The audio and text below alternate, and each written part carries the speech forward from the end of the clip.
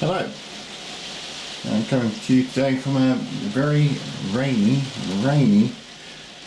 March day, Sunday morning, and as it's so rubbish outside, might as well film a review.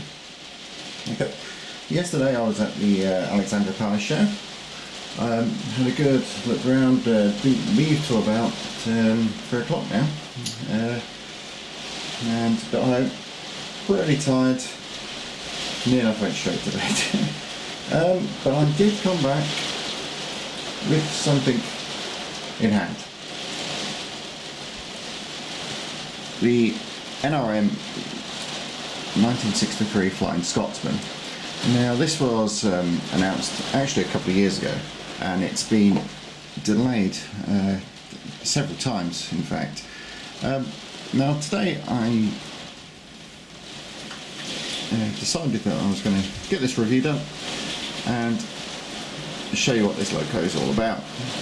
Now everyone knows what Flying Scotsman is, the story behind her, the story behind the preservation, the reason why this special edition was created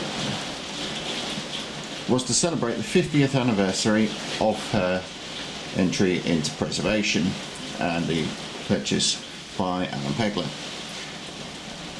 And Hornby and the NRM have commissioned this limited edition run of 1,000 of Flying Scotsman in her BR green format, non-corridor tender, which is what she had when Pegler actually purchased her, and weathering. Okay, now on to the back. Well, the back gives a quick overview of the details. I'm not going to read it out, as I think everyone knows, or everyone can actually go and look it up on Wikipedia. But the long and short of it, 1928 she did the famous run. 1924 she was, and 25 in fact, she was shown at the Empire exhibition. 1934 she was first to clock 100 miles an hour officially, and after that she went into quite a quiet life. She was initially in LNER apple green, then she was changed to the LNER wartime black, post-war green of course, post-war blue, and finally BR Brunswick green. Okay, so let's just have a quick look at the model.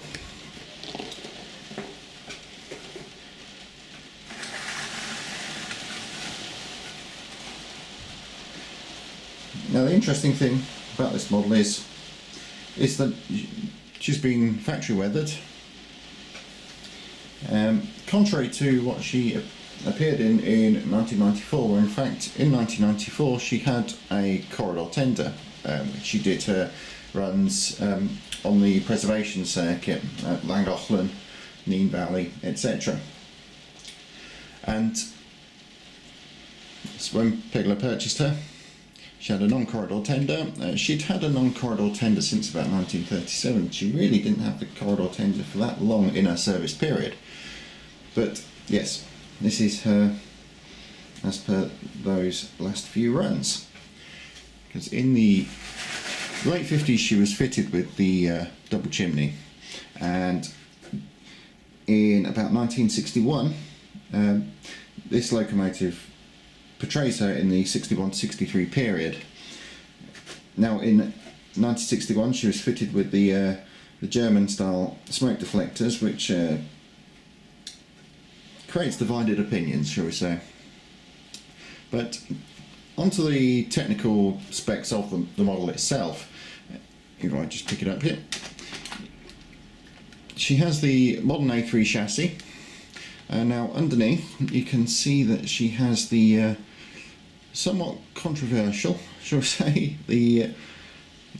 the plug socket for the DCC chip, which is in fact mounted in the tender. This gives a few advantages, in fact, in that for those who want, it's actually a lot easier to fit the chip into the tender, at least in my personal opinion it is. There's just one simple screw underneath the NRM pocket in the back. Lift the tender lid and the socket's right there. Now the brilliant thing about putting them in the tender, much like my Commonwealth of Australia, is that it's very easy to fit any chip and also fit a sound unit. Now I've only DCC fitted this model. I put in the standard Hornby 4-function decoder. I might go back and look at the sound options for her now, but the important thing for me at this precise moment was actually just getting her DCC fitted. Now, as you can see, the weathering, it's actually been quite subtly applied, I'd say. It's not very heavy, but there is a distinct change in tone as you go along the locomotive, and the wheels have this dirty black appearance.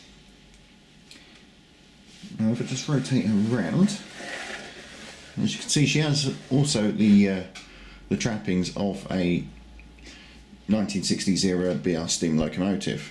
So if I just pick her up, in that she has all of the flashes on the front there. The smoke box door is heavily weathered, but I also particularly like the weathering on the front buffer beam, because it looks like she's been going and going and going, and the dirt's just built up quite nicely there, especially right on the front of the buffers. Although I think this may scratch off easily during use, but yeah, the engine's going to be used anyway.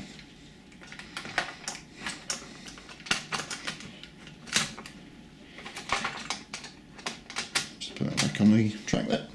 Okay, and like the other modern A3s, she has the opening and closing vents up at the top here. The Flying Scotsman nameplate, of course, and the fine motion. Just rotate around so you can see the other side. Much the same. Flashes. A relatively equal amount of weathering on this, and it also has the speedo cable on this side as well. I'll continue to rotate around now.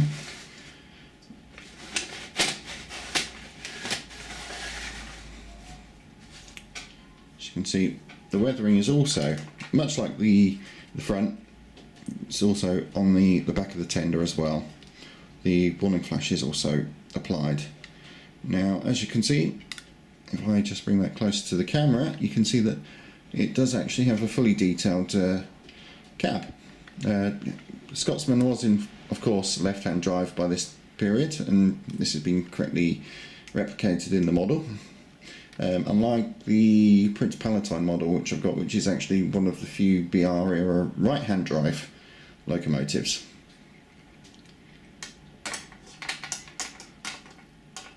So we can just get that back on the track. Now,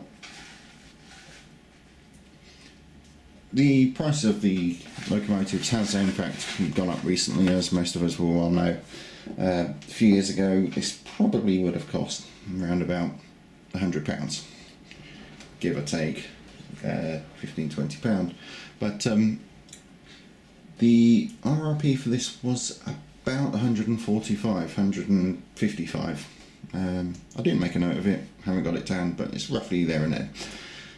I managed to pick this up for 130,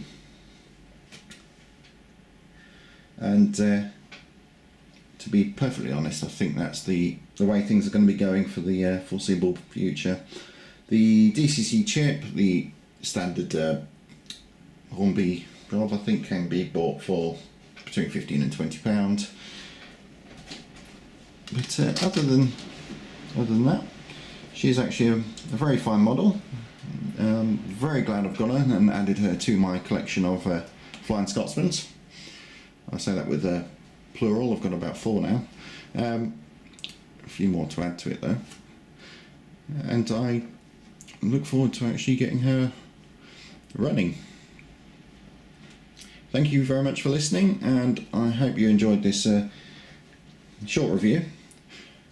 And drop any comments, or if you have any questions about the model, I'll be happy to answer them for you. Okay, thank you for listening. Goodbye.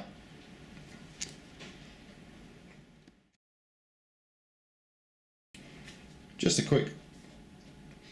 quick side note before I disappear. It is in fact a modern box, and open it up and it has the block of ice in it, which I really like, and I'm glad both Hornby and Bachmann have taken on this.